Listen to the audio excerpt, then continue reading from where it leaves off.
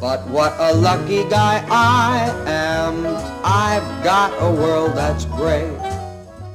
Hi, I'm Kaylee, one of Jerry Lewis's biggest fans. I'm a collector of memorabilia, archive footage, rare photos, etc. And I also consider myself a Jerry Lewis historian, as well as a Martin and Lewis one. Hopefully one day I'll write a book, but until then, if you've been subscribed to my channel, you'll have probably noticed the series of interviews I've done with other Jerry Lewis fans like myself, Audie, Thad, and Kayla. Well, today I'm here to discuss the Jerry Lewis film Slapstick of Another Kind with the second AD on the film, Alan Goldfarb. But here we are with Alan. Okay, so how did you become a fan of Jerry? Well, as a kid, hard to believe now, but I was a klutzy kid. And so I related to his character, who was this real big klutz. And the more I saw of his movies and his films and his television appearances, the more I just fell in love with him. And then I became like obsessed with him. And I would look at the TV guide and mark whenever he'd make an appearance, or I had a scrapbook of all his appearances and cutting it out the TV guide. And then I started to collect movie posters and lobby cards from his movies, and I had a huge Jerry Lewis collection. He was my guy. I just loved him. That must have been really hard back in the day to like go through all the listings on TV Guide and like, as opposed to now. Now it's really easy to find anything. Well, no, it was easier then because there was only 5 channels. Oh yeah. That's true. Yeah, so it wasn't all this. It was easy. And when he hosted the Tonight Show, that was like very exciting because you'd have the whole week of who the guest was going to be. But yeah, I just loved him. Loved the telethons, and I became an expert on Jerry Lewis, a self-proclaimed expert. Sounds a lot like me. That's true. Collecting a whole bunch of memorabilia and Right. Articles and everything, but like 50 years later. True. Yeah. I sent you. However long his career has been. Yeah, I had the original introducing Dean Martin and Jerry Lewis, my friend Irma original poster. You have a photo of that, and the first time I met him in 1981, he signed it. So it's one of the few things. I got rid of a lot of stuff. As you get older, that's what you do. You're like, oh, do I really need this? But that I have hanging because that's kind of cool. So you got a job on Slapstick of Another Kind. Do you want to tell us how that happened? That's so awesome. Yeah, so just originally, as the book, it was just called Slapstick. The name changed after they finished the film and they were editing it, and it just, I think that actually was Jerry's idea. I'm not sure of that, because Close Encounters of the Third Kind obviously was hot. Yeah, that's why. And because the end of this is a spaceship, so it was decided to change the name to Slapstick of Another Kind. But originally, I was the page working on a show called The Tomorrow Show, which aired after The Tonight Show with Carson. It was with Tom Snyder. And I found out that Jerry Lewis was going to be on, and here was my chance to finally meet him. And I was all excited, and I wore a suit, which I never do. And they all knew how much I idolized him. And in that interview from The Tomorrow Show, they have bumper shots. Bumper shots are going in and out of a segment of original lobby cards. Those are all mine. I had given the show that to use, and the show agreed that I was going to handle him. So so when he came, I even had, you have one of the pictures. That's when I first met him.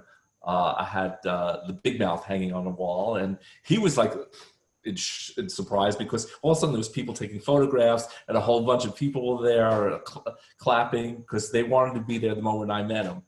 Mm-hmm. So I was like, whoa, I was so happy. And at the same time, I met Stephen Paul, who was going to direct the movie. And we became friends. And I had a Halloween party and Stephen came over and I was asked to work on it as a production assistant. And so I flew out to LA on my own dime, and this was a non-union shoot. This was a non-union film. And I was getting paid $200 a week, working 6 days a week from 6 a.m. till 9, 10 o'clock at night. It was a lot, but I wanted to learn, and here was my chance. Oh my God, I was going to work with my idol, Jerry Lewis. I was going to spend 3 months with him. So of course, I'd be like, I'm working for free.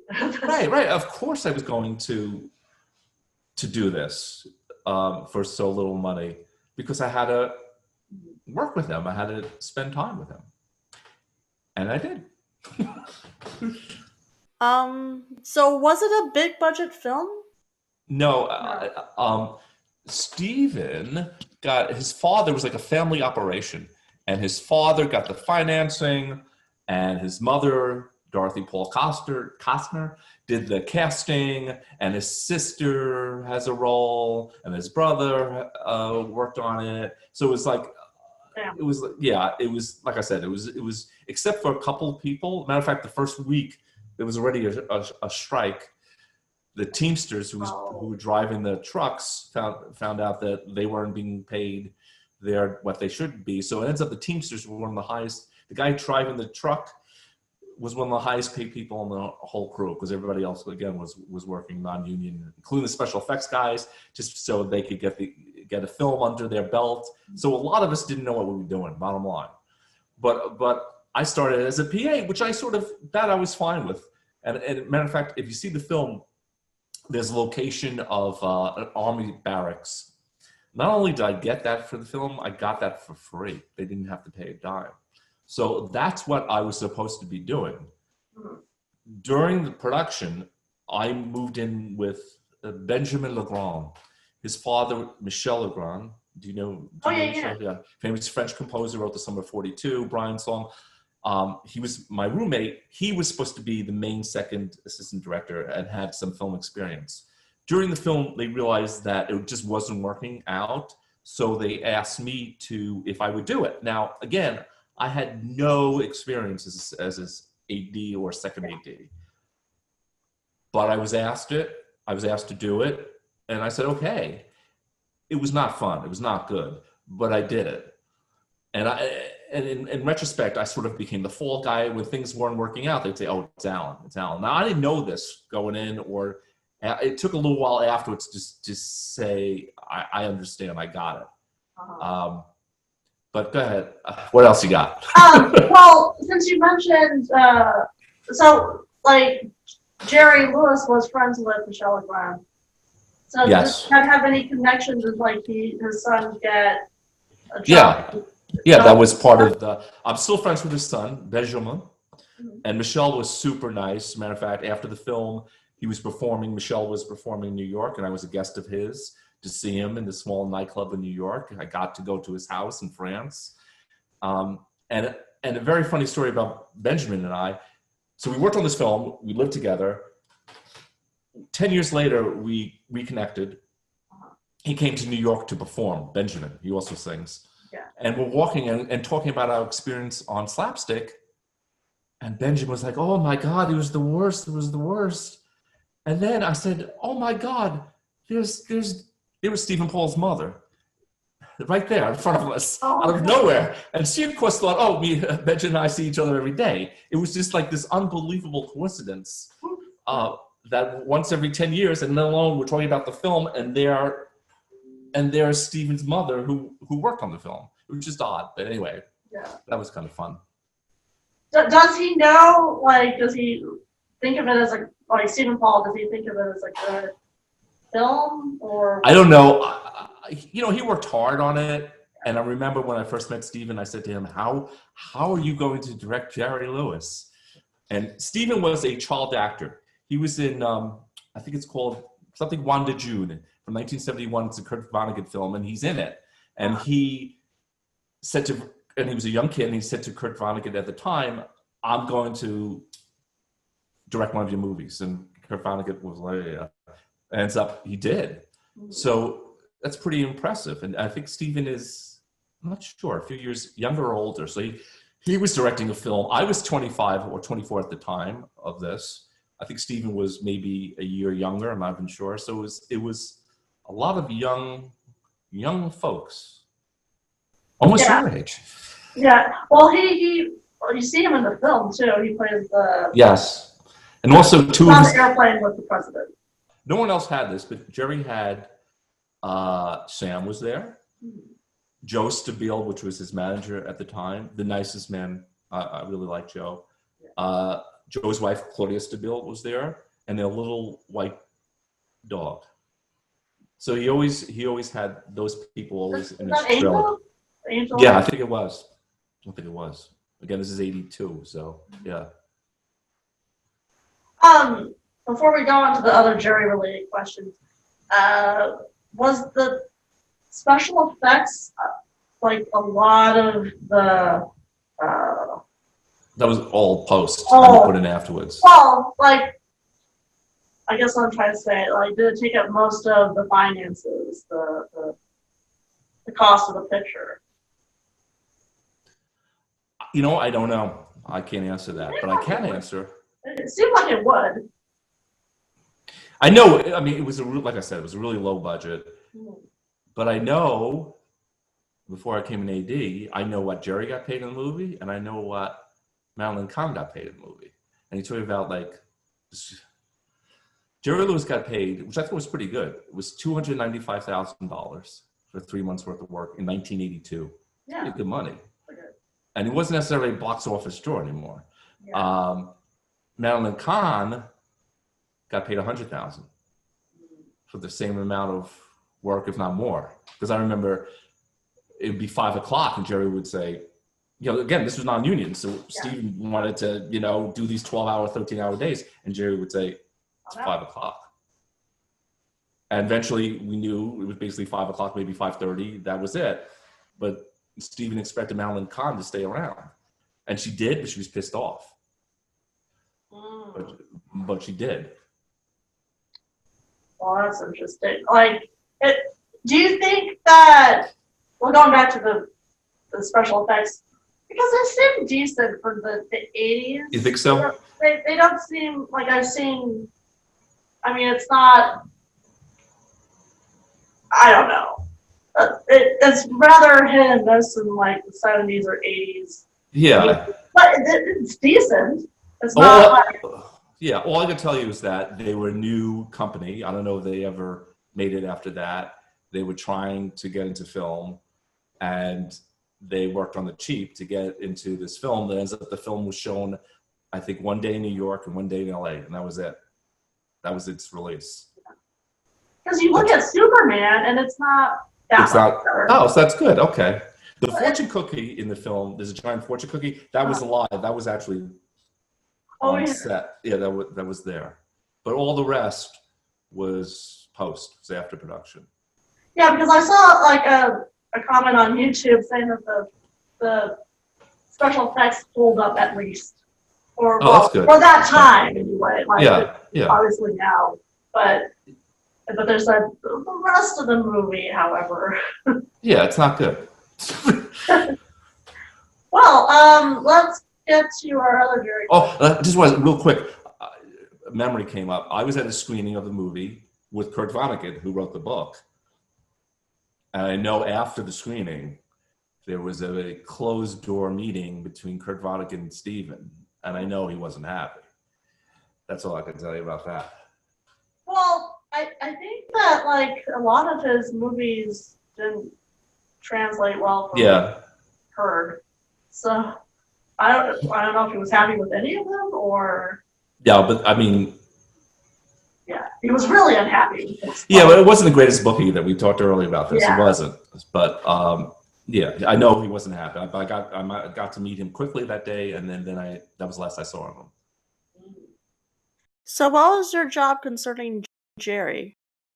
Oh, okay. So I had to get him on the set every day. And one of the things was, of course, I became a second AD. There was a first AD. And the first AD would say to me, we're ready. And bottom line means we're ready. I have to go get him. We're ready. except I learned over time, I'm ready doesn't mean we're ready. So at first, I would get him, and knock on the walk to the set. A lot of times we were on location. I'd walk to his trailer, parked. Bum, bum, bum, Oh, by the way, Jerry, every day, this is what Jerry would say to me.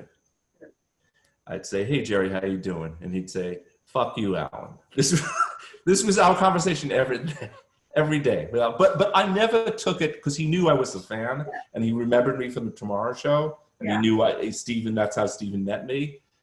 I just took it as he was being silly. He was being funny, but hello every once in a while. No, he was doing it but that was it. That was it. Fuck you, Alan. Every day. So I would go through this. Well, okay. So at first I would go and get him, and we'd walk to the set where sometimes we would have conversations. But I learned quickly when Jerry was quiet, you're quiet. And basically I took it that he was in pain from his back, and that it was like dead men walking. We just walked to the set, and sometimes the walk would be 3 or 4 minutes, but it would be a quiet walk. If he was in talking about it was another story, but that's what I learned. But what would happen is, so I'd walk into the set, and he'd get there, and they'd still be lighting, and he'd turn around and walk right back. And this was constantly happening to me. And I would say to the first AD, I go, "But we're not ready." He goes, "I don't care. I'm telling you to go get him." So now I had to play this game. So that I established the "fuck you, Alan," because he didn't believe me, and he was right. But then I eventually learned to play the game, and I would just stall, and I would take a walk myself, and I would do whatever it did to hopefully, when I got back, and I was on a walkie-talkie too. There's that crew picture I sent you, and in that picture you could see this giant walkie-talkie that's I'm holding it. So if he wasn't there within 5 minutes, I would hear from the first AD, this guy Ariel Levy, who's still alive. I would call him Schmuck. I mean, not to his face then, but now I would. And he'd say, "Where's Jerry? Where's Jerry?" But I was only 25 and new to what I was doing, but I knew that he was going to get pissed, and I was going to stall it. And that's what I eventually learned to do. I would also have to give him call time. So I would call him up, and I would say, "Hello, is Jerry there?" And I would hear a voice that would say, "Who's this?" And I'd say, "This is Alan." And he'd say, "This is Jerry." And I always thought that was odd. And I'd say, "Jerry, I need you tomorrow at 7:30. And he'd say, "Okay." Again, in retrospect, I think at the time he was, because he had a security guy who I got to know, who the film hired, that he was getting, I think that was during the death threats, the guy who was stalking him. I'm pretty sure. One of the I think it was the one. Because I think it was the guy who was with the housekeeper. Not sure. I think that was later. Could be about several. Yeah, I know, and I think this was one of the times, because I know some lasted several, maybe even close to 10 years. So I think that was one of the reasons why he would never say, "Hey, hi, Alan, Jerry." I always had to establish that it was me, even though he would pick up the phone. One of the things that really impressed me about him was that by the way, again, another memory. There is a film somewhere of him and me. I've never seen it, but I know it exists because I was there. We did a camera test before we shot, and it was just me and him in 35 millimeter. And he did the Harpo. He put his leg up on me, and he was making me laugh. I was making him laugh. And I just wish I could get a hold of that, because that would be kind of cool. Well, do you know who shot it? Like who? The test, probably the film has it. If they still, if they have, it's if they have it, they may have just got rid of it. It was, one of the things that I started to say that really impressed me about him was that in the first week of shooting, he had asked me for a crew list, and he wanted everybody's name. And I was like, how am I going to get this? And of course, I had to get it. I had to create it. And no computers, type it out. I gave him a list, and then listed everybody's name and everybody's position. And the next day, he knew everybody's name. And if he didn't, he would say, I'm sorry. Tell me, say it again. So he was great like that. That was, that was pretty impressive. Yeah, he always had an impressive memory for names and whoever was working with him. I mean, yeah. And other people have told the same story about him with the crews. One of the things I was a little surprised about, because, he always talks about his crews. Now, again, this wasn't his crew, it was somebody else's, but he didn't hang out with us for lunch or anything. The person who did, who was the greatest, was Marty Feldman. That guy was great. Was such a nice man. He stayed in that trailer with Stabile and his wife and his wife. He didn't hang. He wasn't a hanger. But one of my famous story that anyone knows me knows the story was that I had brought a few lobby cards with me. And one of them was an original Nutty Professor. So one day we're chatting and he said to me, you have that Nutty Professor card. He said, I don't have it. And then he proceeded to say, can I have it? So now here I am with, I kind of really like my lobby card, original from the Nutty Professor, but it's Jerry Lewis asking me, can he have one of his lobby cards from his own movie? So what do I say? I hesitate, but I of course say, sure, you could have it. Okay. So the next day, I go into the makeup room. And what do I see in the makeup room? My lobby card signed to the makeup artist, to, I forgot her name, to, let's say, Sheila, from Jerry. What? You gave your lobby card away. And I, of course, I run to the makeup room and I go, how'd you get that? She goes, oh, Jerry gave it to me. Now, again, I was a young kid. Today, I think I would have cornered him. And I'd go, what? Do you think I was going to see that? But I think also from growing up so young with this, he just got away with shit. And so he would do, that was not nice. Why would he do that? Because he knew he could get away with shit. That's it. I was shocked. It was shocking to me that he did that. But he did. Do you think that he did that with the intent of giving it to the other lady? Yeah. Yeah, he wanted to give it to somebody, and I'm sure he had it because he gave it away. He gave my lobby card away, signed by him. So that was disappointing. Yeah. To say the least. But every once in a while, I would ask him questions. I remember I was very frustrated at the time because the telephone in New York, they would have the local cut-ins, and in NEW in New York they were supposed to do 10 minutes. No, I think they were supposed to do 10 to 15. They would do 40 minutes. So I would barely see him. I was always frustrated with that. So I asked him about that. I was like, in New York, because he's in Vegas, I barely see you. And he just said, they must know what they're doing or something like that. I got that. I had asked him about why My Friend Irma Goes West at the time was never on TV. And he just said that really had nothing to do with him and how Wallace owns it. It said that. I got to celebrate his birthday on the set, and I don't remember what age he was, but it was a big cake. And at the end, he's not the end, but he's about to cut it, and then he says something like, "To the end of Slapstick," and everybody in the crew clapped. He hated doing the film. Yeah. One day he said to me, making a movie should be fun. This is not fun.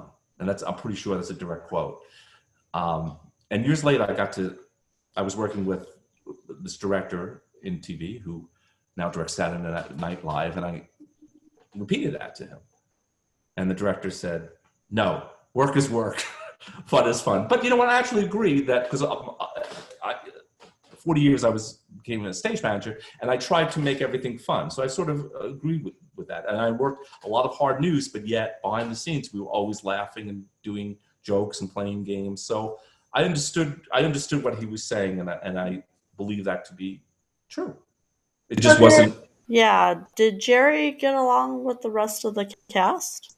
He kind of stayed to himself. Like I thought he'd be hanging out with Marty Feldman, who was also like of that genre. He didn't. He did. I'll tell you another thing that just impressed me. This is the first day of the shoot. In the film, I think after the credits, he falls out a window. This was in a studio, and there was a window and a mattress. It wasn't a high building. It was just like a wall. He comes on the set, and he takes his fist, and he puts it through the glass. And all of us are like, he must be pissed off. He wasn't pissed off. He just said, this is not the right glass. He knew it. His experience, he knew that he would really cut himself. It was too thick. It was not the right glass. So I remember that it was already the first day. We had to wait. We couldn't shoot anything. We had to wait almost like 5 hours to get the right glass. So he was pretty good about that, like knowing. He knew his stuff. He knew his stuff. There's a food fight scene where I remember him just looking with Marty Feldman, where he would just pick up each prop and just look at it and feel it, and just that was interesting to watch, to observe that. Him and Madeleine Kahn, did they get along, or was he separated from her as well? Say again, I'm sorry. Madeleine Kahn. Oh, I can tell you one thing. Madeleine Kahn hated me. Because years later, I ran into her and I said, "Do you remember me? Do you remember me?" And she was like, "Oh no." We just didn't click. Though her brother worked on the film and he was the sweetheart, and I got friendly with him. But she was she was not what I expected her to be. But she wasn't happy on the film. Nobody was really happy on the film. There's an actor named John Abbott who actually was in, I think, 4 other Jerry Lewis movies. He plays the doctor in the film. Yeah, he did the narration of the behind the scenes. He got run over in the film by the prop man. Backed up, ran over. By car? So, yeah, by his prop truck. Yeah. So, Did he have injuries? Say again? Did he have injuries after that? Oh, yeah. Yeah, he got run over. I think he broke his leg. Yeah. So it was not a good shoot. Very troubled. Yeah, it was not good. But Jim Backus was great. Pat Morita was great. Like I said, Marty Feldman was the best, the greatest. I have some story about him. I don't know. Like a long time ago on the old Jerry Lewis forum. I think it was you. Must have been. Maybe it was me. Well, I'll tell you, every day, maybe this was the story. Every day I had, at the end of the shoot, one part of my job was I had to get everybody to sign out. I always forged Jerry's name. I never went to him. Marty Feldman, and I wish I had these, every day would come up with some ridiculous name and sign it. But it was like really a funny, obscure, like crazy stuff of a name. But every day at the end of the shoot, when he would sign it, I knock on his dressing room. It was a dressing room because we're on location. I think it was called Honeywell Trucks. He would come out and he'd be totally nude. So as he was totally nude, it's just what it was. What it was. But he also did something that no one in showbiz really did. He came up to me one day and he said, "Jim Backus, he of Mr. Magoo and Gilligan's Island fame, who was really a nice man, but he was not doing well health-wise." He said to me, "Give him." Jim Backus had a small little trailer, maybe not even the size of this room that I'm in. And he said, could Jim have my trailer? Which was a big trailer. Well, Jerry Lewis, Madeleine Kahn, and Marty Feldman had these 3 big trailers. And I was like, Marty, you don't want to give up your trailer. And he was like, no, I'm never in there. He goes, Jim's not healthy, not doing well. Let me have mine.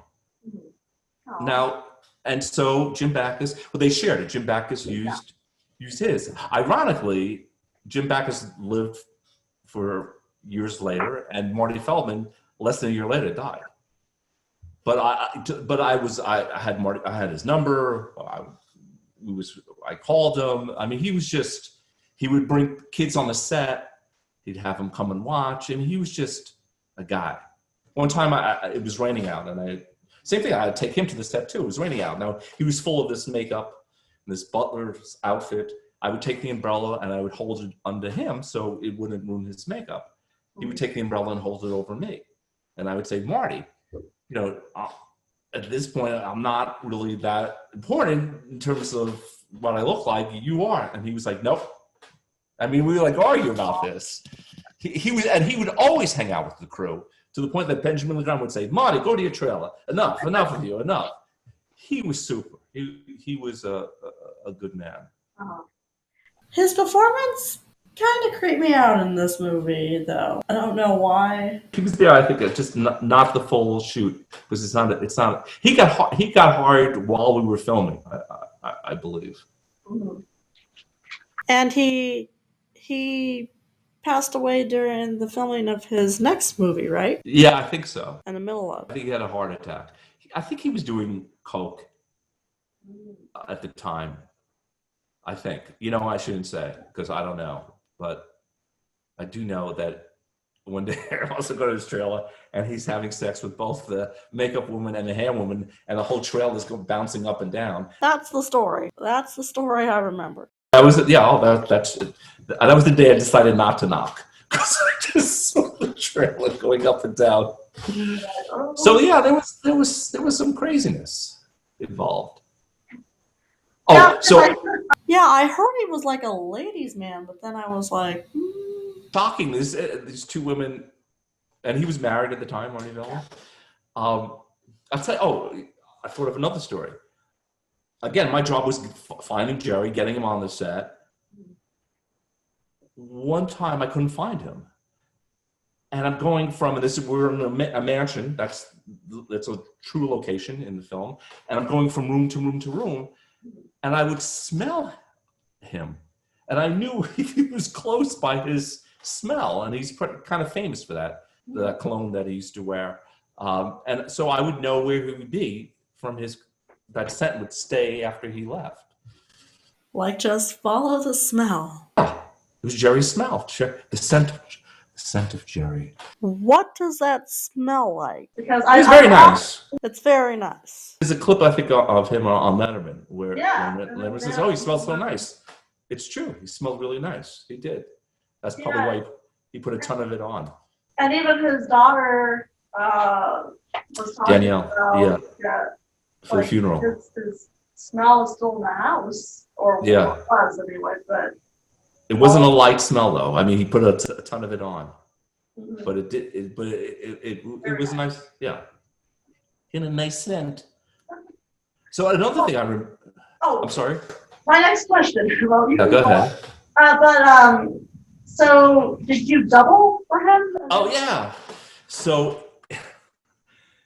he has to. There's a scene where he gets picked up and gets carried around the barracks, and the first assistant director said they had a mannequin, a dummy, and he said it doesn't look good.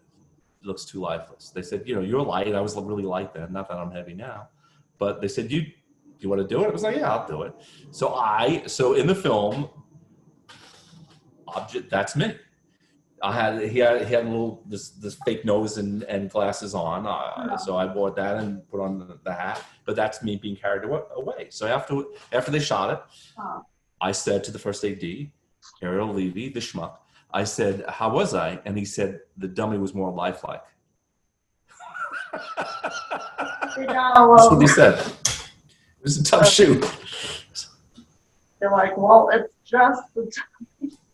Yeah, well, because I thought, well, I'm not supposed to be moving. He's supposed to be knocked out. So I played it. I was knocked out. Maybe he was just joking with He was just giving me a hard time. Is what he did. Another memory was that when he had his initials on everything, including his car, had JL all over on the car, and that one day I saw him drive into the set. He had a big white Cadillac, and the car's like going. It's stopping. It's going. It was like one of his movies, and I can't remember. But someone said to me, they said he's the worst driver in the world, and it was like, yeah, I could see it. And also, this is now like before the shoot. I remember watching his clothes come in, and he had a thing for Yves Saint Laurent luggage. Uh-huh. There must have been 30 pieces of it, but the exact same thing. And then there was his jeans. And I remember watching this go by. I'm like this. And there's rackets of jeans, except they're the exact same light blue bell bottoms. They're all the exact same. And I just remember thinking, how about dark blue? I mean, just to vary it. But no, it was all, by the way, this is Cleo over here. She's come to say hello. It was all the exact same thing, just like the luggage, all the exact same thing. But I found out in the luggage, at least one of them, because at the end of the shoot, he gave this to everybody, including me. Let's see. This was do you see it? It's a Jerry Lewis watch. He signed each one. I think I may still have the box. Uh-huh. But I remember thinking at the time it was like a normal watch would say 17 carats. This said 7, Wow. which was unusual. And the other thing I asked him at the end of the shoot was, I bought this lobby card and he signed it. Oh, it reads backwards, but it does say to Alan, it was good working with you, Jerry Lewis, dated 3/82. Wow. So there. I can't see me. Yeah, that frame and everything. I gotta frame mine. I had an autographed See that? record. Oh, Jerry sings? Yeah. Well, no. It's he actually did it on one of his son's records. Oh, Which was great. So I bought it for Gary's and Jerry's. Oh, so there you go. So in conclusion, what did you come away with after all this experience? Here I got to not only meet my idol, I got to spend 3 months with him. And I remember at the end of the shoot, I thought to myself, what's next? I thought, I've done this, I got it. Mm-hmm. It's like time to move on. Because the film shoot was so bad, by the last day of the film shooting, I think the next day I was out of LA and back to New York. And as a matter of fact, that was 82. I've never been back to LA since. Not because of the film, but the whole experience was not good. It was not good. So you've been working in New York, or? All the last 40 years, I was a stage manager. I mean, I got to work with Sinatra. I did Grammy Awards. I did Tony Awards. I used to do the evening news. I did the Today Show. So speaking of the Today Show, Mr. Segway, he came on to promote the movie, Slapstick. And it's something you guys could try to find. Gumbel was interviewing him, and they showed an old clip of him, except it wasn't him. It was that guy, Sammy, the guy who used to do, it was the gorilla movie with Bela Lugosi. Yeah. That's what they used. So Jerry was like, that's not me. After they come out in the clip. I don't know. Really? I've seen that. Yeah. It sounds very familiar. Maybe I just heard about it. Yeah, and then he said something like, I wish I could go to the production meeting afterwards. So I think I said hello to Sam. I liked Sam. Sam was very sweet, quiet. I said hello to this guy, David, who worked on the film, ends up working for him, but soon afterwards he got fired. And David, I remember Jerry dressed exactly like him. He had this double-breasted blue jacket with this little skinny lapels. It was like, and he also loved Jerry, so he got to work with him. But I think he stole some stuff in where he kept his memorabilia, and he stole it or something. Got caught or something like that. But yeah, it was the last time I saw him. But I'm glad I did it. I'm glad I got to spend time with him. But it was not fun. It's fun to talk about it, but it wasn't living with it. I was very anxious and being thrown into, it's a big position. There was other things I had to do too. But he was, what would I say about him? I mean, I liked him. I didn't like some of the things he did, but I liked him. So was it what you expected him to be like, or?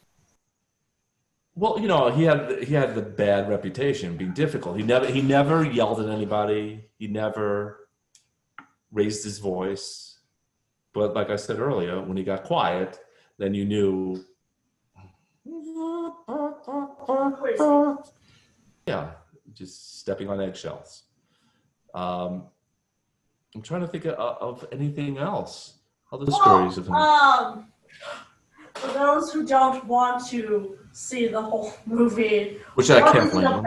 It's about an hour and a half. The plot. It's about a married couple played by Jerry Lewis and Madeleine Kahn, who have these twins who are allegedly deformed and then are sent away because they're not right mentally, but ends up they're together are geniuses and can solve all the problems in the world and make things better. That's a good, quick synopsis. Like, the first 10 minutes seemed like it could have gone somewhere for me. Because it was funny there. But then it got, what is happening here with all these miniature... I mean, I realize it's science fiction, but then it got a little... Yeah, strange. It's odd. And it's not... It's supposed to be like an offbeat, like black comedy. It's never good when it's just not. I mean, there's no real jokes in it. It's just odd. I'm sure he did it, bottom line. I mean, he had done, this is the film right after King of Comedy. And I recall seeing King of Comedy in LA. So it had to be either it just came out or it came out while we were making the film. I remember him talking about Scorsese and this quality to the cinematographer, who was Tony Richmond, who was at the time married to Jacqueline Smith, who came on the set one day. She was very pretty. And again, he wasn't there, or he didn't meet her, or he was just, not that he was unpleasant. He was just to himself, and I, respected that and let him be, and just, made those phone calls. I'm sure, like, on his own sets, he was probably more... Yeah, I'm sure. And he would chat up, with certain people. He would talk and, come up to them, but no one really went up to him. But it was, it was kind of cool that I got to walk him on and off. It was unfortunate that I had to deal with me telling him we're ready when we're not ready all the time also. Yeah. But I also remember he was taking, his daughter wasn't born yet, and he was like, he would be taking, he had his big camera with a big telephoto zoom lens and taking photos out of his trailer. And I'd be like walking up to like try to get him. And he'd be like, "Goldfarb, get out of the shot. I do remember that.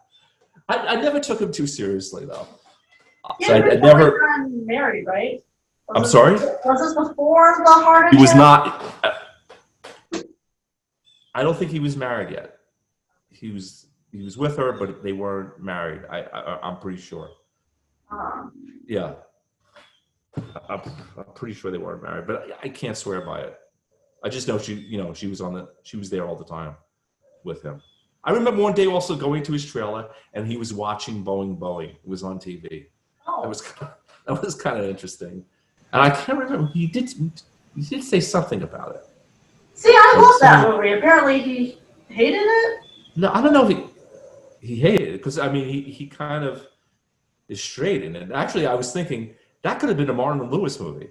Yeah. And that would have been interesting if Dean Martin played the Tony Curtis role, and he played his role. It would have been like a really interesting movie. But I don't know. He hated the director because the director was who I think worked on the Dick Van Dyke Show. I think he yelled at the crew, and he didn't like that. Also, he wasn't getting along with Tony Curtis. Tony Curtis. I think he thought he was, but I think Tony Curtis just didn't think it was funny what he was doing to him. They had some blowout. I'm still trying to figure out what happened between them in 1953 that they just stopped being friends. Oh, really? Yeah. Oh, I thought it was after Boeing that they had to be somewhat in a relationship because they agreed to do this movie together. I mean, in terms they were contractually obligated by Hal Wallace. I'm not sure why Tony had to do it, but like I know Jerry. That was his last Paramount movie. Yeah. I know that Tony Curtis complained in his auto that who I met, Tony Curtis, who signed a bunch of lobby cards for me, including Some Like a Hot One. But that Tony Curtis would say that Jerry would step on his feet as he was doing the take, and it would actually be painful. And I guess Jerry thought it was funny, but Tony Curtis did not find it funny. I think he was also flicking cigarette ash. Yeah, on his suit. Yeah. I think I read he was flipping his fly. Dude, yeah, it sounds. I'm trying to think of other things he would do. I do remember he'd walk on the set like he would like he had to walk. It was like a wide shot. He had to walk down the steps and then say his lines. But during the wide shot, he would come up with like silly stuff and funny and funny stuff. I think he got worn down at the end. Like he really did want it to be over. We all did, and so did he. He like I said, he wasn't a happy camper. Nobody was. It was unfortunate. I did think Jim Backus sing the theme to Gilligan's Island, and I asked him to do it, and he did it. So that was kind of fun to hear Jim Backus sing it. I'm trying to think other obscure. Oh, this is my favorite story. It has nothing to do with Jerry, but I'm going to tell it, and you could delete it or not. So again, I roomed with Benjamin Legrand. His father is Michel Legrand. So Stephen Paul, the director's mother, was the casting director on the movie. We'd be shooting, and she would introduce people to Benjamin. And she'd say, "This is Benjamin." And people would say, "Oh, nice to meet you." And then she would say, "This is Benjamin Legrand." And the same people would go, Oh, nice to meet you. Well, she did that once too many times. So the third or fourth time, in the middle of the set, he got furious. And he said, No, I'm nobody's son. I'm Benjamin. And it was dead quiet. And Dorothy was like, oh, and it was just dead quiet. But he was right, because you see the people, all of a sudden they were interested in talking to him but beforehand it was like next person. So within seconds, me and this other guy had this phone, and we, again, no wireless phones, but a hardline phone, and we went from room to room with the phone, and we went, phone call for Michel Legrand's son. Phone call for Michel Legrand's son. And we all laughed, and he just died laughing, and that was the end of that. That got the tension out. That was my proudest moment, I think, on the film. And also, there was one frame, very hard to see, with Merv Griffin, where I'm behind. I put myself, I wasn't supposed to, I just said, I'm walking in. I'm behind Merv Griffin. It's literally, scene? Yeah, in the scene. It's literally one frame. I know it's there. It would be really hard for you to find it, but So yeah, so I'm in one frame. And How was he? How was Mark Griffin? He was cool. He was fun. He was fun. I also Johnny Mathis did. I think he did a song for the film, or was supposed to. And I went to, again, this is when I was a PA. I had to deliver stuff to his office in LA, and I went to his office, and there was all these oil pictures of Johnny Mathis with the sunset behind throughout the office, as if it looked like Johnny Mathis is now God. And I thought, oh, this is rather odd. And then Benjamin was friendly with him, Legrand, from his father. And he told me this, you know what, I better not say it because Johnny Mathis is still around. I don't want to be sued. But I'll tell you, this is a little fun story. So one time, it's like 3 o'clock in the morning. I was working 14-hour days. I'm like, I get a phone call. Is Benjamin there? I'm like, yeah. Who is it? This is Tony. I'm like, Tony who?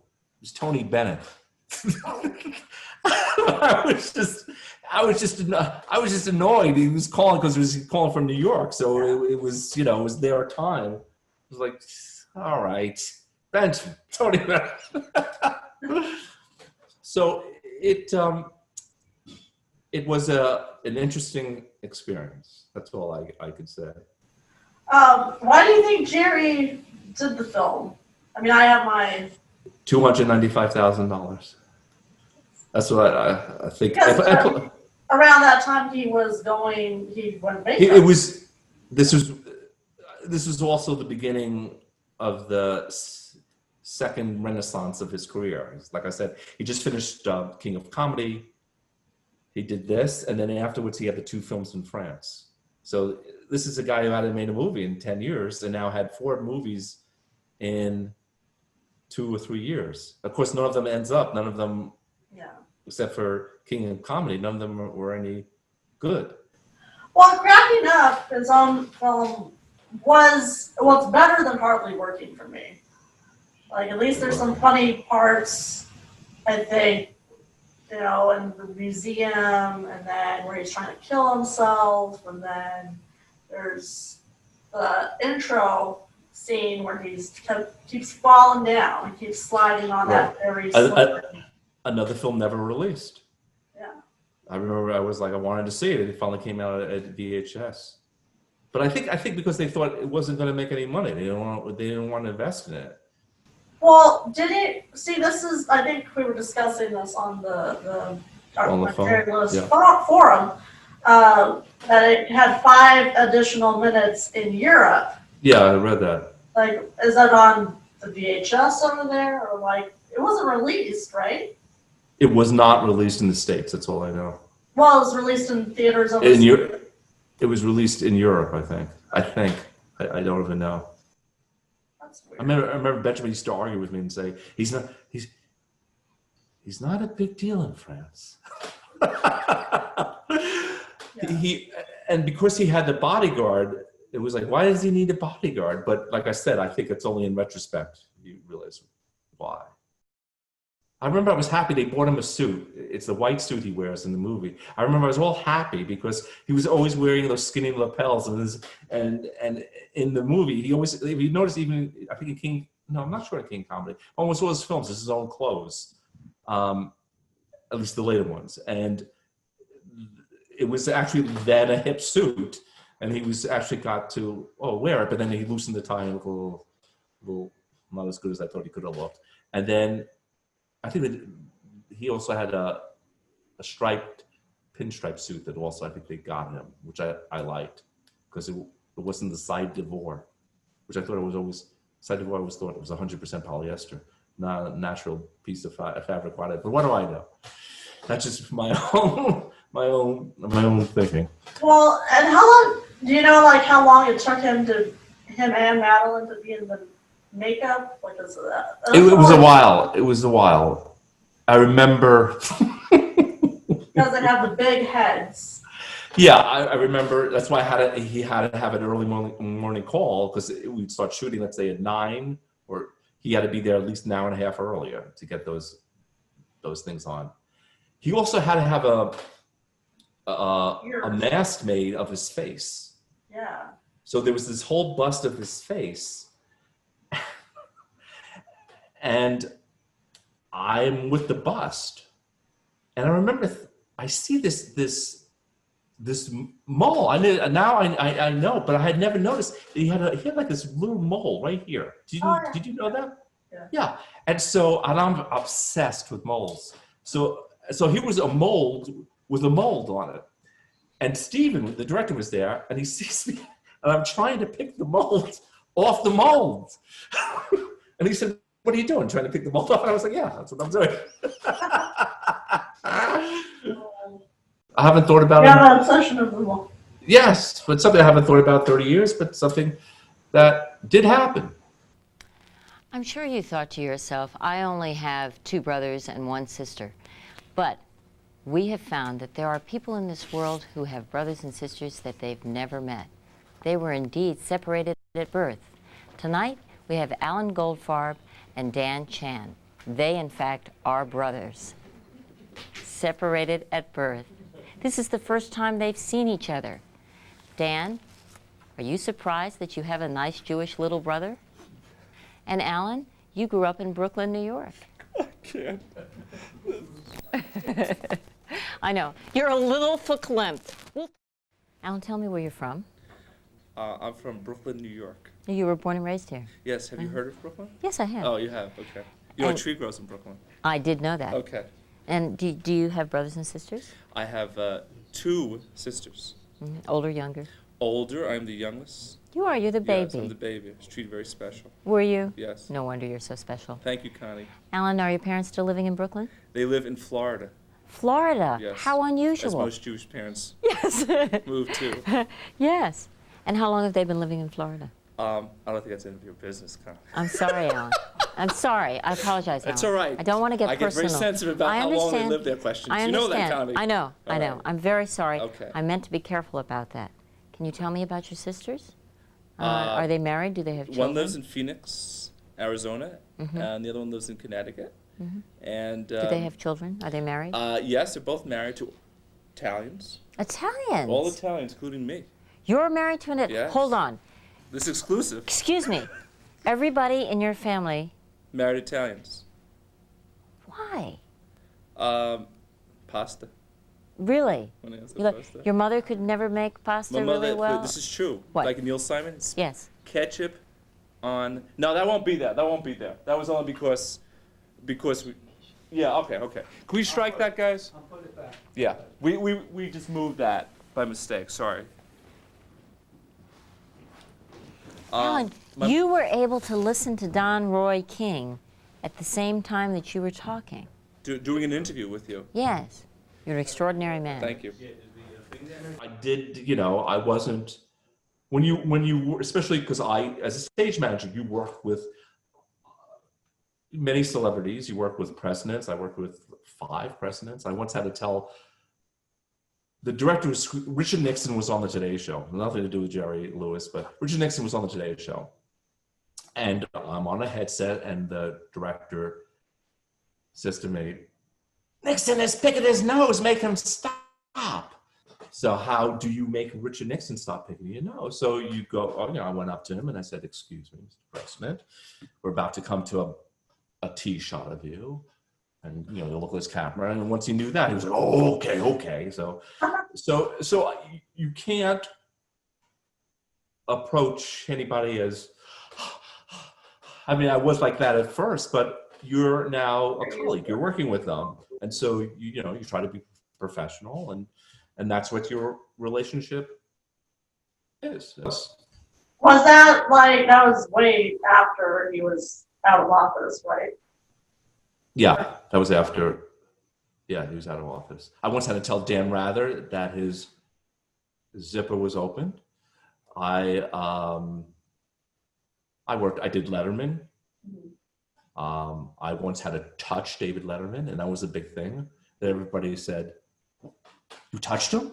I said, "Yeah." He was looking the wrong way. We were in this, next to the Letterman studio. There was a little restaurant. It was full of 100 Navy guys, and when we rehearsed it, there was no 100 Navy guys. So when we did it, there's 100 Navy guys, and I just see him in the corner of my eye doing this, which I knew that meant, where's the camera? I don't know where to look. Yeah. So the only thing he couldn't even hear me, so I just spun him, and then he got it. So afterwards, they said, oh, because I was filling in. I didn't regularly do that show. And they were like, well, how'd that go? And I said, well, yeah, everything went fine. But then, I had to turn, and you touched Dave? I said, yeah, well, I had to turn. And they were like, what did Dave say? And I said, he didn't say anything. And they said, oh, okay. So he not like it? No, it was okay, because he didn't say anything. If he said something, but apparently you don't touch Dave. So I learned that day. You got to touch Jerry. Did I touch Jerry? Oh, we shook hands. That's touching him. Yes, that's true. Like I said, he always knew his lines. He was always professional. I remember one time, Stephen, there was a scene where he's on the steps of this mansion, and it was almost the full cast. I remember Stephen saying to him, in this scene, there's no faces by you or something. And he got pissed off at that. He was just said, I got it. I remember that. Oh. Yeah. Well, did he goof? Because I've seen him on other films goofing around, or heard of them goofing around, He in the beginning he was. Uh-huh. By the end he wasn't, as I recall. Like I said, he wasn't happy. So probably he was in a good mood at the beginning, and then. Well, because you don't know what it's going to be about. And like I said, the line that I really remember is, the film's supposed to be fun. This is not fun. That's how he felt. So he, I guess, acted accordingly. He was not hanging around the set. I saw him when I got him, and then, they do the scenes, he'd walk back. But yeah, he wasn't hanging with us. He wasn't my buddy. Oh. Except for the fuck you in the mornings. Yeah. That's the best you're gonna get, I guess. Yeah. So we can talk about anything Jerry related you wanna. Oh, okay. Or other people use that. That's good for me too.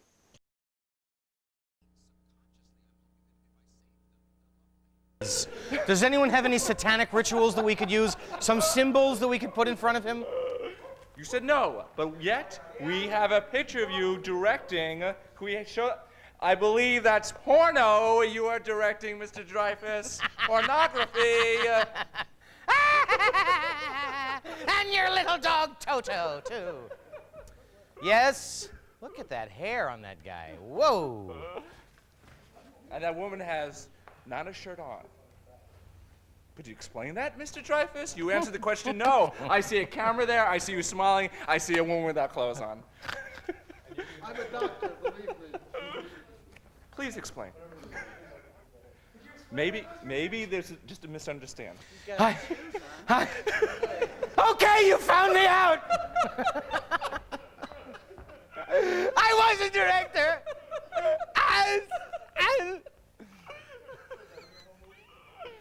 Thank you. It's a night of it's a salute to Irving Berlin, the man who wrote many songs, including White Christmas, even though he was Jewish. And it was at Carnegie Hall. And it was Shirley MacLaine was there, and Sinatra, and Rosemary Clooney. And so Sinatra's out on the stage at Carnegie Hall rehearsing. And he's doing something like, you will be my music, and you. It's not good. And we all know it's not good. This is not the last 5 years of his life, but it's probably 10 years before he died, at least. And he takes a cigarette lighter. And I remember at the time thinking, well, I'm really surprised he's still smoking. And he lights it. And he flips it open. Remember the old cigarette lighters that had like metal and flip open? Tries to light it, doesn't work. Does it again, doesn't work. Does it one more time, doesn't work. Then he takes it and goes, he throws it on the floor on the stage of Carnegie Hall. Now, let me remind you, there's a full orchestra behind him. There's a full crew. There's no audience. But now it's dead silence. Because basically we just witnessed Frank Sinatra just had a temper tantrum. Yeah. So he walks off stage, and I was right next to Rosemary Clooney. So I got to witness this, and he says, and she said, "Oh, you sound so good." And he said, "No, I didn't. No, I didn't." So now it's showtime. And for that show, my job was to get all talent to the stage. So Frank Sinatra is pacing back and forth. How many times am I going to be in the situation? So I say to Frank Sinatra, "What's wrong?" And Frank Sinatra says to me, "My drummer, he's not here." And I say, "Oh, I'm sure he'll be here." And he says, "No, he's a bum." And I say, "Oh, but I'm sure he'll be here." And he said, "No, he's a bum." So that was my meeting with Frank Sinatra. So now it's time to do the show. And there's a full audience at Carnegie Hall. And he does his number. And again, it's not good. It's not good. It's not good. And so the director says on the headset, now I'm one of, I think, probably 8 or 9 stage managers. So to the head stage manager, he says, we got to do it over. It's not airable. So we're all doing, on the headset, we're all doing like the theme to The Godfather. Thinking this is the end of this guy. So he goes out on the stage, and to Sinatra's credit, he sees them and he says, "What? You need me to do it again?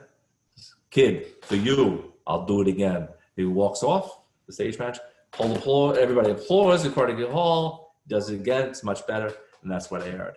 To his credit, I mean, he knew he was not good. So he knew, he made it look like it was us, but he knew it was him. So that's my Sinatra story. It's sad that, that he's such a great singer. Then you have to live through that. It's getting old. I mean, it's back to Jerry. He's still doing the live appearances, right? And he's doing Q&A. And I'm like, and what does he do? If you notice some of the Q&As, he yells at the people who are asking him the questions. You need to get closer to the mic, or he yells at the audio guy, the famous Scorsese and Lewis, the Martin and Lewis interview with Scorsese does with him. And they're introducing him, and he's talking about the audio guy, and everyone hears him. He couldn't hear. He was losing his hearing. But to also be fair, I think he had been doing that his entire career, because I've seen clippings of him just walking. Even the Grace Kelly, he performed for the royal family there in Monaco, I think it was, and he left early on the royal family of Monaco. He left early. And because something with the audio or something happening. Yeah, but this was different. He couldn't. In other words, kill the Q&A. Stop doing Q&A. You can't hear. Or very simple, have somebody repeat the question to him and say, "Oh, what they said, Jerry, was." But he wouldn't. Finally, because my friend went to see him in Staten Island. Ends up, it was one of the last performances he did, and I asked, did he do Q&A, and they said no, he didn't. My friend said he didn't do it. So someone finally got to him and said, "You're not hearing the questions." Yeah, like when I did the Q&A, the lady on the side was like, "You gotta speak loud. Remember to speak loud." She was like telling everybody down the line because he's not gonna hear you. Yeah, but I mean, I worked with him. He heard perfectly well. It was just, it's getting old. It's knowing when to stop, and certain people, they can't stop. Well, for him, I think he had to keep doing those shows because he wasn't dead. No, I mean, he loves. I mean, He loves showbiz. Yeah. Yeah, that was. Well, he had to perform it, I think. I don't know about Frank Sinatra, but. Well, I think there's many stories. I mean, this is before it was really bad, because the last few years when he was still performing, it was really bad. But this was before that. But yeah, some people can't because it's. I mean, how could you not love X amount of people saying we love you, you're the greatest? It's a drug in itself. That's why some people they look for that in their life. That's when people get into heavy drugs and they can't, because you can't get that all the time, that adulation of people just adoring you. Yeah, and like I know, I as a dancer, like when you're getting older, like some things you can't do anymore. Right, your body. Probably me not practicing as much, but like if you're not, it's just gonna go away as you get older. You're not. It's hard to accept that. Well, Jerry was still doing pratfalls when he finally did Saturday Night Live. He did the falls right on home base. He would just still do that right on his back. But then I guess his back didn't matter anymore because it was done. But it was like, I would have given that up years ago. But his thing was he was old showbiz. It doesn't exist anymore. Anything for a laugh, which is my as I saw his movies as a kid way different than you see them as an adult. So this is my thinking, my philosophy. Look at, especially because you're young, Kaylee, look at the Colgate Comedy Hour. The Colgate Comedy Hour is shot with at least 3 cameras. It was live. The comedy is flat, meaning we're flat, meaning everything's done to the audience, the live audience. In film is cinematic. And there's the over-the-shoulder shots, and there's 2 shots, and there's close-ups. What he would do is, and that's why I think he had issues. I mean, I'm stuck with my cat. Hold on, Cleo. What he would do is shoot everything. He had his A and B cameras. He would shoot. His cameras would be next to each other. That's why. So, if you look at 3 on the couch. Look at the Big Mouth, where there's a scene with a cop arresting him. In the middle of the shot, he's in a car. In the middle of the shot, there's the window of his car with metal reflecting on it, which is almost a semi-glare. It's because he shot it like a live scene. He wouldn't shoot things cinematically. That's why he always boasted that he was always under budget, because he shot things like the Colgate Comedy Hour, flat. There's things in The Family Jewel where there's a fence behind him. I think he has a baseball glove. It's literally, you can see a shadow. It's just done flat. It saves a lot of time. Most films aren't done that way. They're shot with 1 camera. The food fight scene in Slapstick is shot with 2 cameras because the action scene where, there's food going all over the place. Yeah. You want to try to get it at the same take. Everything else in film is shot with 1 camera. He never shot with 1 camera. He would always shoot with 2. So I think a lot of, like the story I told you about Joe Piscopo and him, and the studios not wanting him as a director, is because, I really feel like he wasn't the best director. When he finally gets a chance to direct somebody else, they do him. And he always shot everything the exact same way, except for The Nutty Professor, where I think he mastered it. If you look at what was is it Hardly? No, it's not Hardly Working. It's Smorgasbord. Where there's a scene. He's a kid. He's walking the streets. Mm-hmm. He's a kid with what's his name?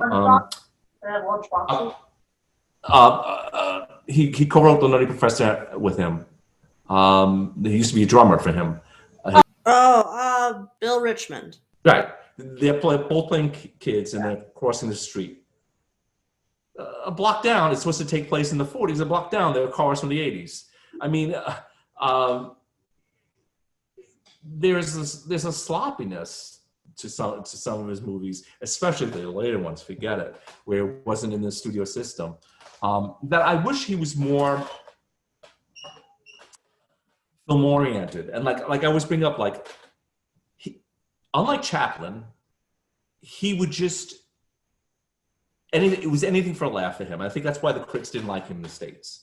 It didn't matter that this is the character wouldn't do that.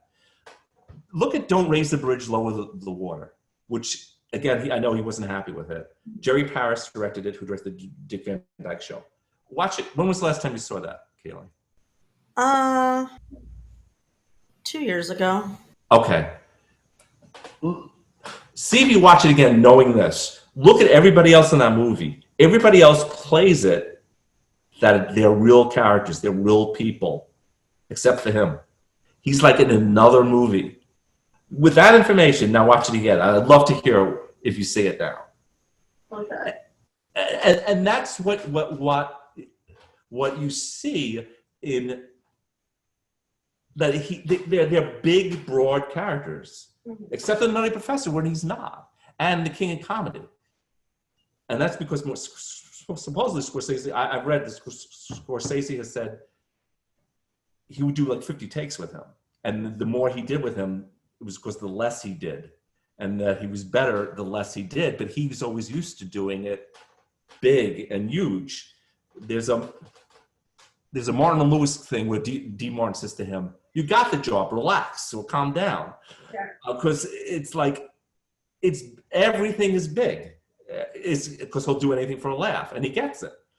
But in terms of playing a real character, they're broad, big characters. Go ahead. You like, to say. Well, exactly like what you just said. Like, I feel like in his other characters, you just think about him as Jerry. Right. And the other, like Nutty Professor, you don't think about Jerry. Right. You think about him as Buddy Love or Professor Cull. I think The Day the Clown Cried could have been that. Yeah, I actually went from the German documentary. I thought it looked pretty good. I'm about to, there's like a new interview that I'm doing the subtitles for. Oh, great. They kind of messed up some information, but like we talked about that. And there's some new footage at least. So there's new footage? A little bit. It's where he's entering as the clown into the arena. That wasn't there before. The announcer was there. Oh, I see. And now he's like entering, and you see what he does. And he like trips over the railing or something. You know, it was a little bit different. And then it shows them in the camps. I think that was also filmed in the Jerk Clown documentary. Oh, okay. But I think he could have been, from what I've seen, like he's a character there. He's not Jerry.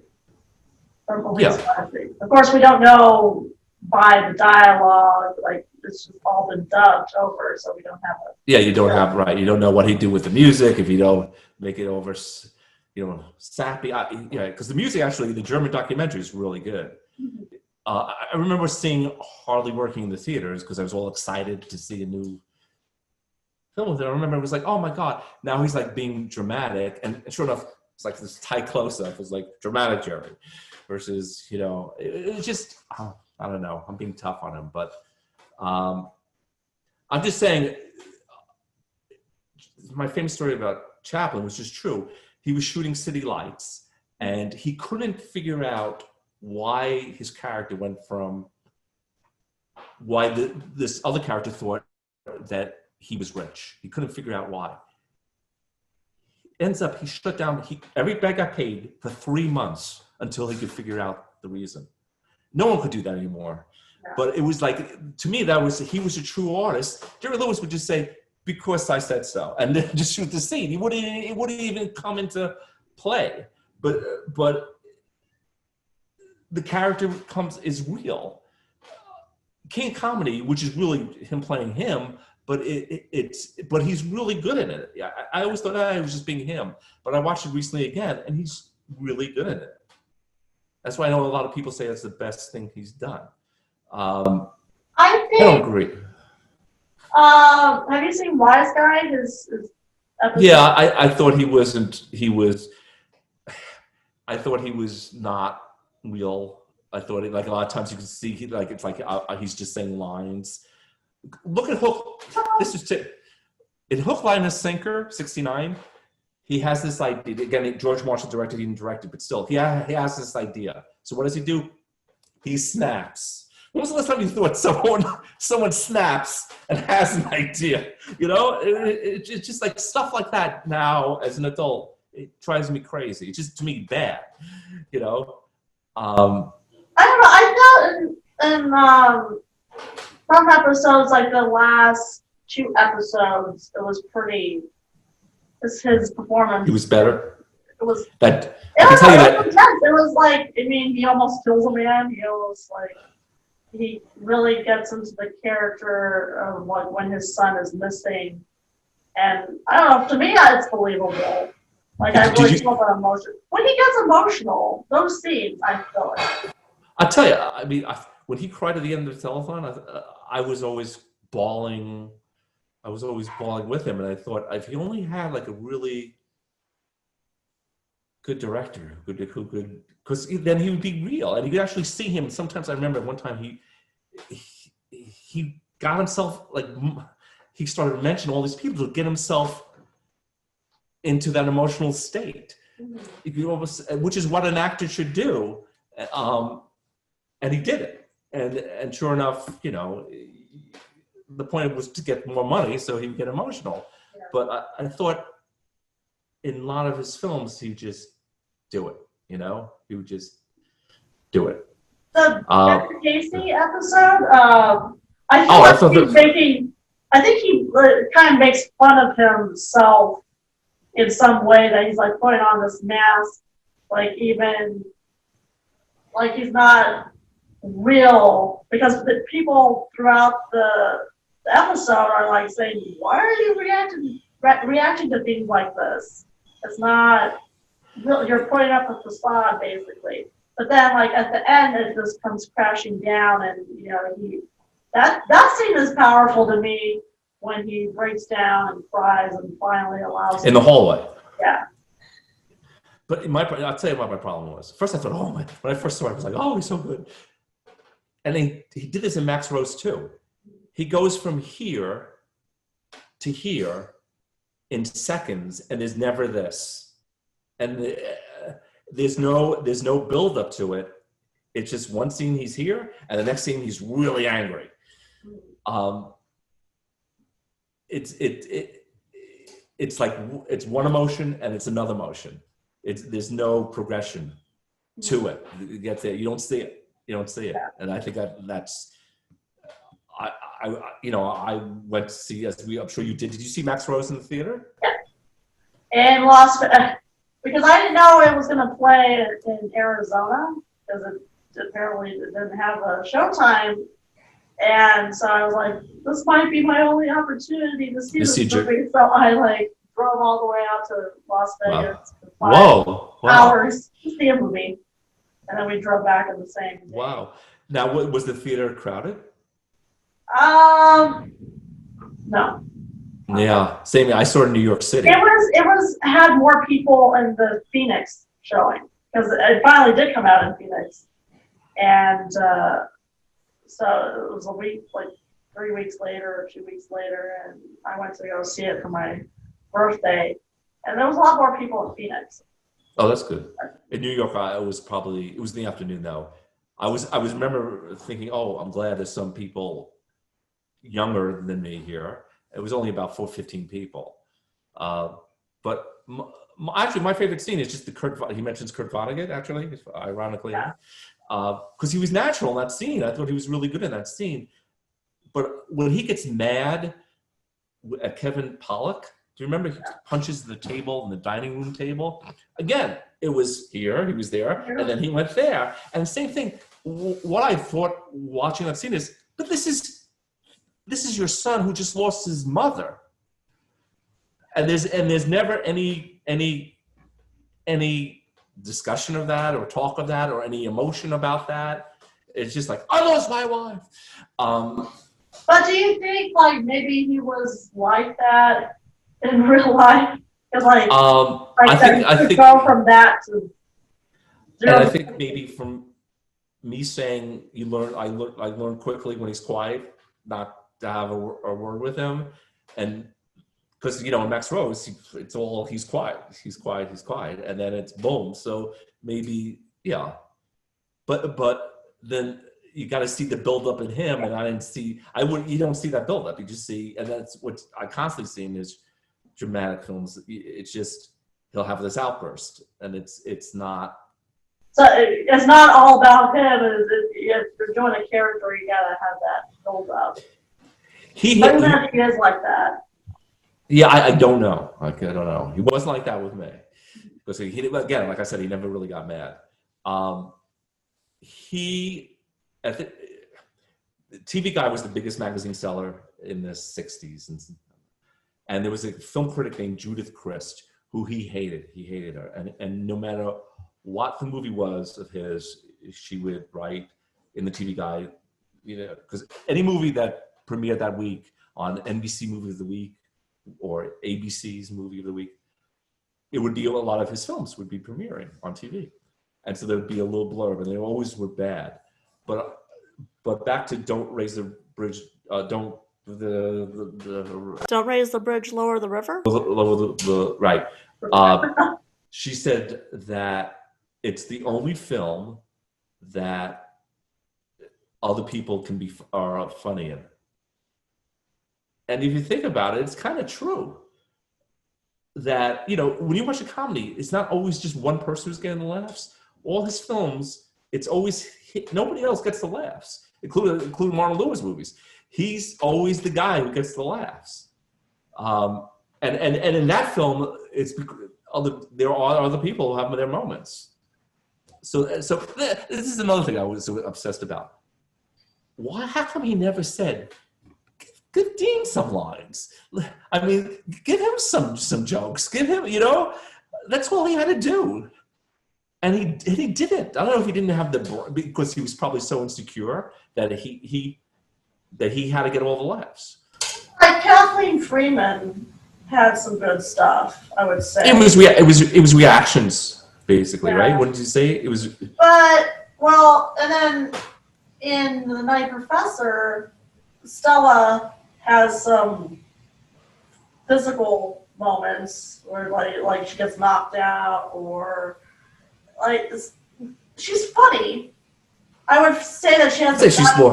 She has the best role of all the women. I don't think she didn't make me laugh. I thought she looked unbelievable though, but she didn't make me laugh. He made me laugh. Yeah.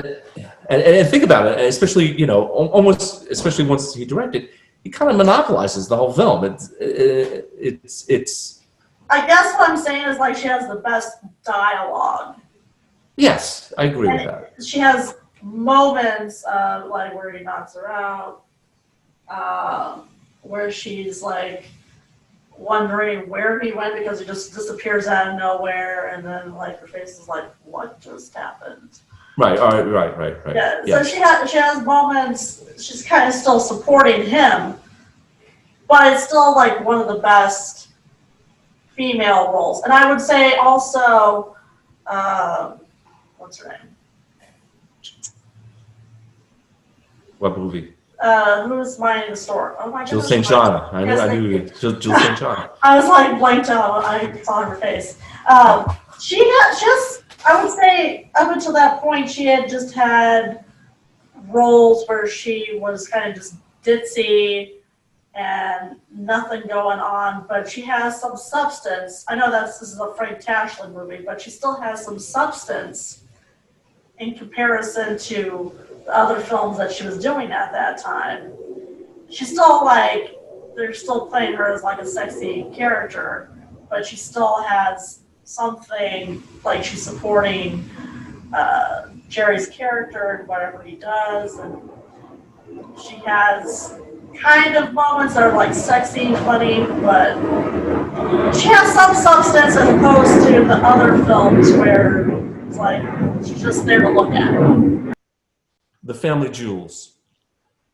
There's a scene with a fence and a baseball. And you just watch, and look at the Big Mouth. That scene, he's in the car and the cop comes to arrest him. Watch that scene, and you'll see. And it keeps on. In TV, you only have 3 cameras, so you kind of cut. You cut. It's like live. You cut and you do like almost the same shots over. In film, you really rarely do that because you're always doing different angles. He doesn't do that. And especially, I remember even as a kid going, why is that line in the middle of the shot of the car? It's because that's when he was locked in because he put his camera there and he shot it one time and that's it. Boom.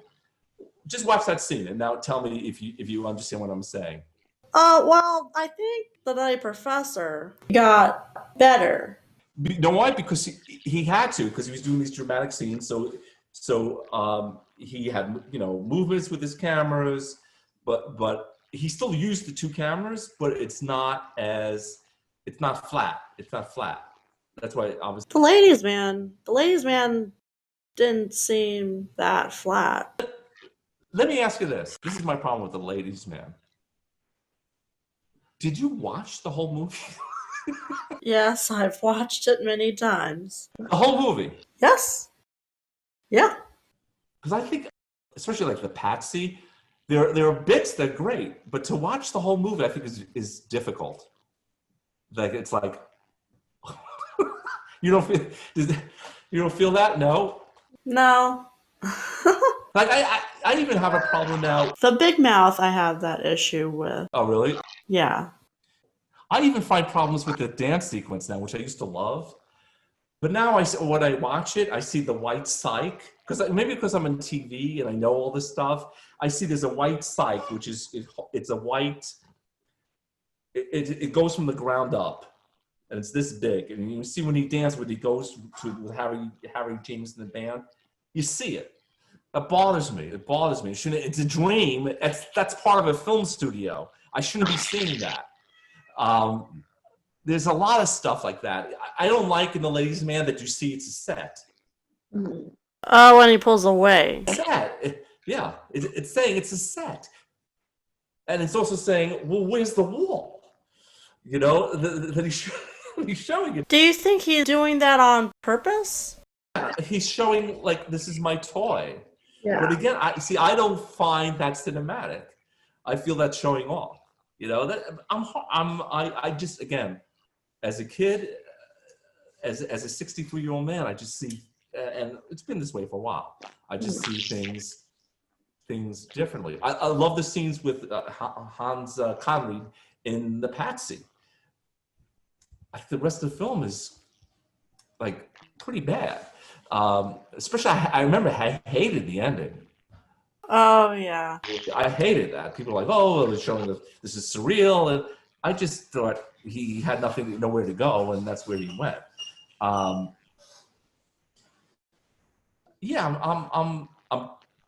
tough with him as an adult. I wasn't as aware when I was a mere youth and not in the business. It's fair. That's fair. What's your favorite movie of his? No, Professor. Without. And then you know what I find fascinating too? I think even people on the website, they're like, "Well, it's Jerry's film." No, it's Robert Louis Stevenson's. I mean, they're like, they're ripping off Jerry. It's like, no, Robert Louis Stevenson wrote this first, and he borrowed from it, which is fine. But don't say, this is Upside Down Cat. They're stealing from him. So when we got cut off, I thought like an easy solution, because Dee Martin, I just read again, Shirley MacLaine has a website, and she talks about Dee Martin, and she says how he was really the funny one. And Billy Wilder, in this book I read, said he was the funniest man in Hollywood. So it had to be Same thing. All he had to do was give Dean what was Dean Martin's problem? He had nothing roles. He had nothing to do. There was nothing there.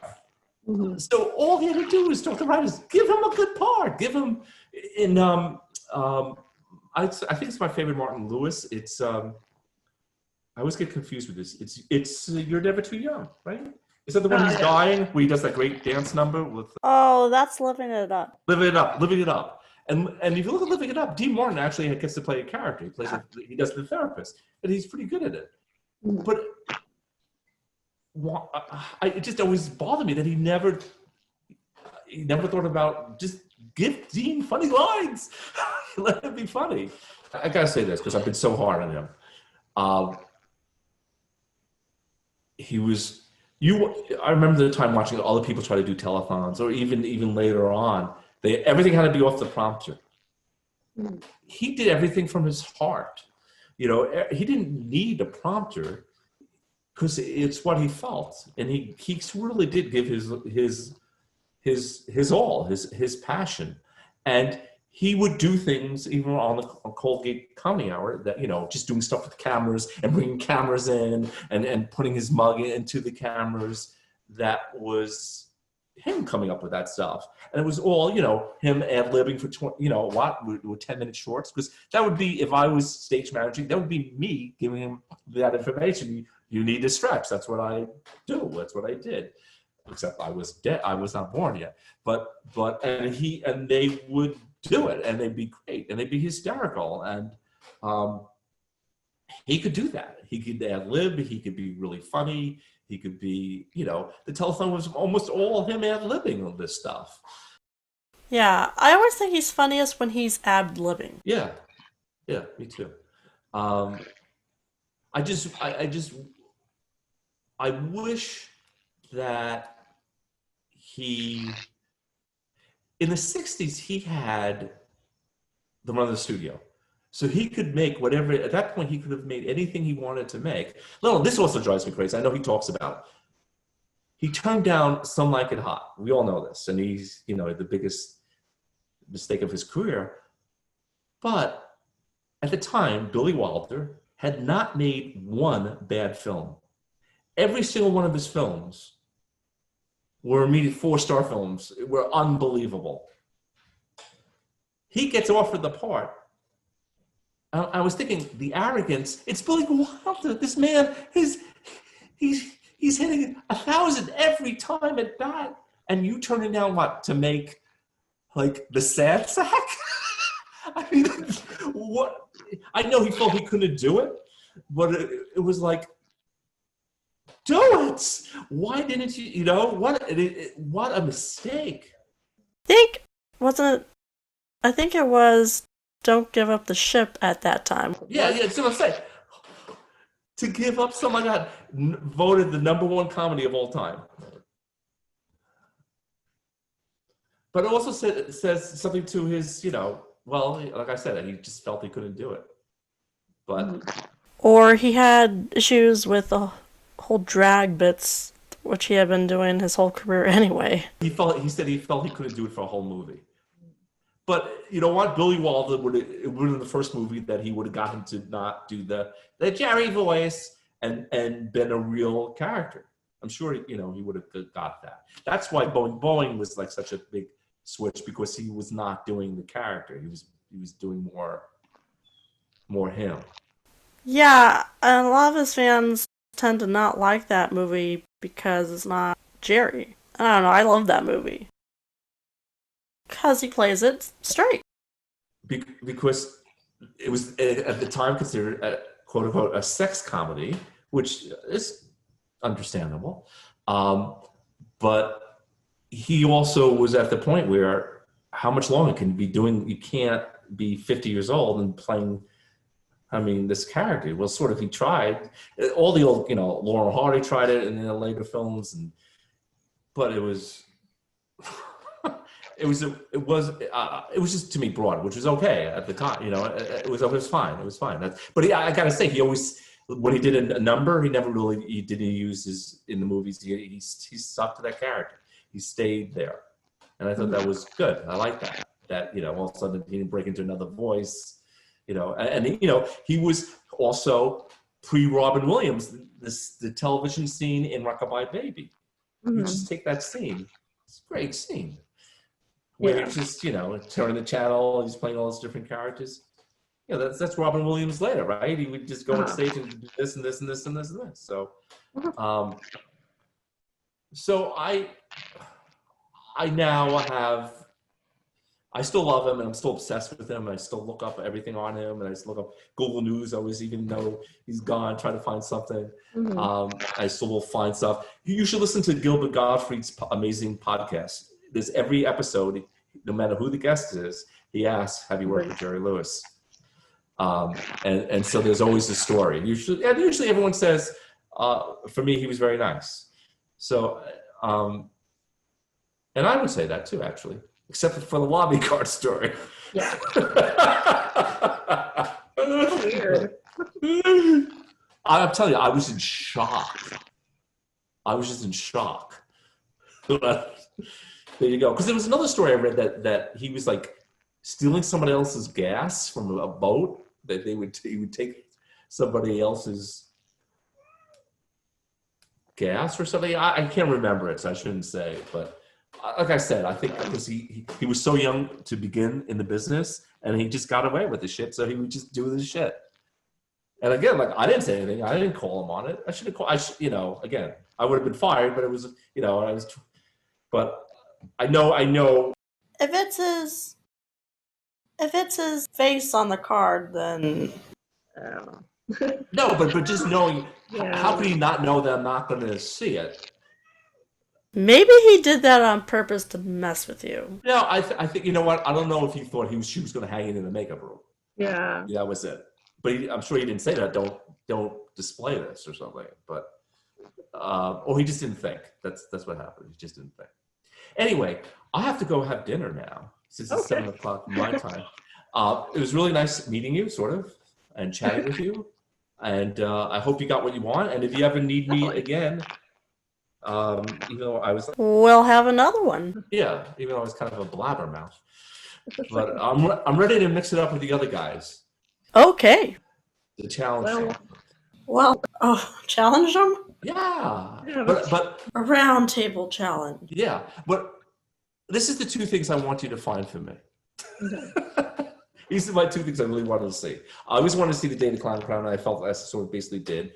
I want to see the 63 ABC show when he had the cast of It's a Mad, Mad, Mad, Mad, Mad World. I've written this on the forums. So that's that, and I want to see the Paul Newman Tonight Show Jerry Lewis interview.